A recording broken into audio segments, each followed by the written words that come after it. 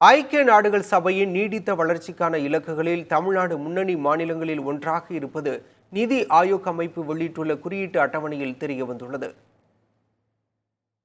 நீடித்த வளர்ச்சியை அடைவதற்காக ஐக்கிய நாடுகள் சபை வகுத்துள்ள இலக்குகளை எட்டுவதில் மாநிலங்கள் எந்த அளவு செயல்பட்டுள்ளன என்பதை கணக்கிட நிதி ஆயோக் அமைப்பு இந்திய அளவிலான குறியீட்டு அட்டவணையை வெளியிட்டு வருகிறது. அந்த வகையில் 4வது குறியீட்டு அட்டவணையை நிதி ஆயோக் அமைப்பு வெளியிட்டுள்ளது. இதில் சிறப்பாக செயலாற்றும் மாநிலங்கள் வரிசையில் தமிழகம் 100க்கு 78 புள்ளிகளை எடுத்து முன்னணி மாநிலம் என்ற தரநிலையை பெற்றுள்ளது. 79 புள்ளிகளுடன் கேரளா மற்றும் உத்தராகண்ட் மாநிலங்கள் முதல் 2 இடங்களில் இடம்பெற்றுள்ளன.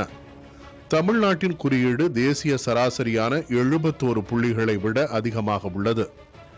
70 இலக்குகள் மற்றும் 113 காரணிகளை கொண்டு மாநிலங்களின் செயல்பாடுகளை ஆய்வு செய்து நிதி ஆயோக் அமைப்பு குறியீட்டை தயாரித்துள்ளது. மொத்தமுள்ள 16 இலக்குகளில் 13 இலக்குகளில் தமிழ்நாடு முன்னணி மாநிலமாக வகைப்படுத்தப்பட்டுள்ளது. வறுமை ஒழிப்பு என்ற இலக்கை அடைவதில் தமிழகம் 92 புள்ளிகளுடன் இந்திய அளவில் முதல் இடத்தில் உள்ளது. தேசிய சராசரி 72 புள்ளிகளாக மட்டுமே உள்ளது.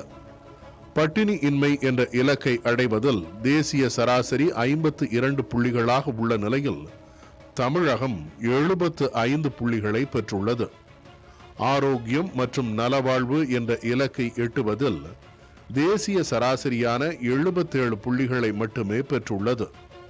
தரமான கல்வி என்ற இலக்கை எட்டுவதில் 76 புள்ளிகளையும் பாலின சமத்துவத்தை அடைவதில் 53 புள்ளிகளையும் தமிழகம் பெற்றுள்ளது.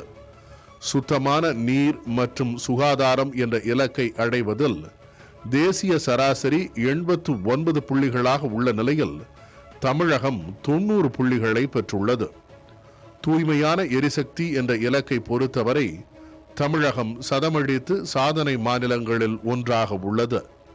நிலையான நகரங்கள் மற்றும் சமூகங்கள் என்ற இலக்கு மற்றும் நிலத்தில் உயிர்கள் என்ற இலக்குகளை அடைவதில் மட்டும் தேசிய சராசரியை விட தமிழகம் சற்று பின்தங்கியுள்ளது. இந்த அறிக்கையில் இடம்பெற்றுள்ள தரவுகளின்படி பேறுகால இறப்புகள், 5 வயதுக்குட்பட்ட குழந்தைகள் இறப்பு போன்றவை இலக்குகளுக்குள் கட்டுப்படுத்தப்பட்டுள்ளதாக தேசிய சராசரியை விட சிறப்பாக உள்ளன. சாலை விபத்துகளில் நேரிடும் மரணம் 1,00,000 பேருக்கு 23.31 என்ற அளவில் இருக்கிறது. உயர்நிலை பள்ளி மற்றும் உயர்கல்வியில் மாணவர் சேர்க்கை 81.5 விழுக்காடாகவும் 47 விழுக்காடாகவும் இருந்தது. இதில் தேசிய சராசரி முறையே 57.6 மற்றும் 28.4. வேலை வாய்ப்பின்மை என்பது மாநிலத்தில் 4.8 விழுக்காடாக குறைந்துள்ளது.